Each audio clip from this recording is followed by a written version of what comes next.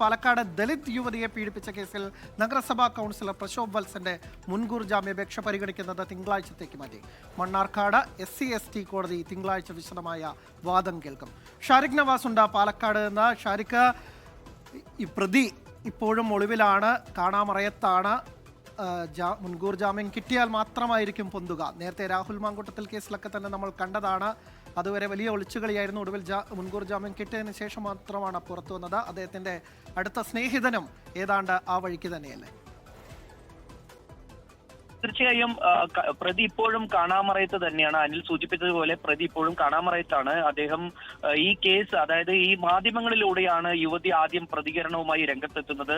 തന്നെ പീഡിപ്പിച്ചുവെന്ന് ജോലി വാഗ്ദാനം ചെയ്താണ് പാലക്കാട് നഗരസഭയിലെ കോൺഗ്രസ് കൗൺസിലറായ പ്രശോഭ് C. വത്സൻ തന്നെ പീഡിപ്പിച്ചതെന്ന് മാധ്യമങ്ങളിൽ മുമ്പാണ് ആദ്യം പ്രതികരിക്കുന്നത്. ഇതേ തുടർന്ന് പിന്നീടാണ് പോലീസിൽ പരാതി നൽകിയത്.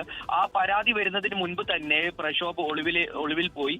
ഇദ്ദേഹം സംസ്ഥാനം വിട്ടു എന്നതുൾപ്പെടെ വിവരങ്ങൾക്കനുസരിച്ച് പാലക്കാട് പോലീസ് പ്രത്യേക ടീം രൂപീകരിച്ചാണ് പ്രശോഭിനെ തേടിക്കൊണ്ടിരിക്കുന്നത്. അദ്ദേഹം തമിഴ്നാട്ടിലോ അല്ലെങ്കിൽ കർണാടകയിലോ ബാംഗ്ലൂരോ ഒക്കെ പോയിട്ടുണ്ട് എന്ന തീരുമാനത്തിൽ ഈ ഭാഗങ്ങളിലേക്ക് പോലീസ് ഊർജിതമായി തെരച്ചിൽ നടത്തുകയാണ്. എന്നാൽ പ്രതിയെ ഇതുവരെ പോലീസിന് പിടികൂടാനായിട്ടില്ല എന്നതാണ് വലിയൊരു ഇതിലെ വസ്തുത.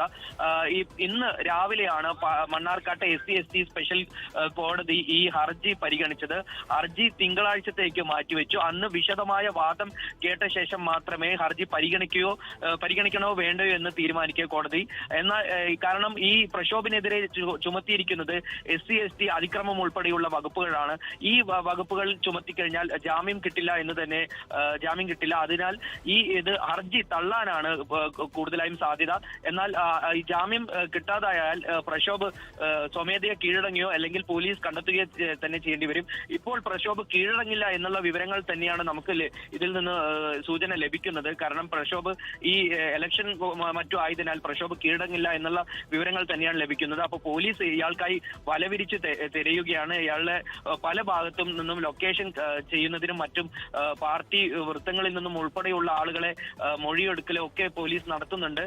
കഴിഞ്ഞ ആഴ്ചയാണ് ദലിത് യുവതി പാലക്കാട് നഗരസഭാ കൗൺസിലർക്കെതിരെ ലൈംഗിക പീഡന പരാതിയുമായി രംഗത്തെത്തുന്നത്. അനിൽ, പ്രശോഭിനെ പൂട്ടാൻ പോലീസ് ശ്രമിച്ചുകൊണ്ടേയിരിക്കുന്നു. പക്ഷേ പ്രശോഭ് ഇപ്പോഴും കാണാമറയത്ത് തന്നെയാണ്. എന്തായാലും തിങ്കളാഴ്ച ഇനി മുൻകൂർ ജാമ്യാപേക്ഷ പരിഗണിക്കുന്നത് വരെ അദ്ദേഹം ഒളിവിൽ തന്നെയായിരിക്കും. അതിലൊരു തീരുമാനമുണ്ടായാൽ ഒരുപക്ഷെ ജാമ്യം കിട്ടുകയാണെങ്കിൽ പുറത്തു വരും, അല്ലെങ്കിൽ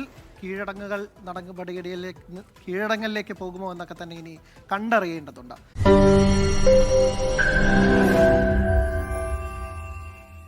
ലോകത്തെവിടെയായാലും ഏത് സമയത്തും 24 വാർത്തകളും ഓഗ്മെന്റഡ് റിയാലിറ്റി പാക്കേജുകളും എക്സ്പ്ലെയിനറുകളും വിശദമായി കാണാൻ ഞങ്ങളുടെ YouTube ചാനൽ നിങ്ങൾക്ക് സബ്സ്ക്രൈബ് ചെയ്യാം.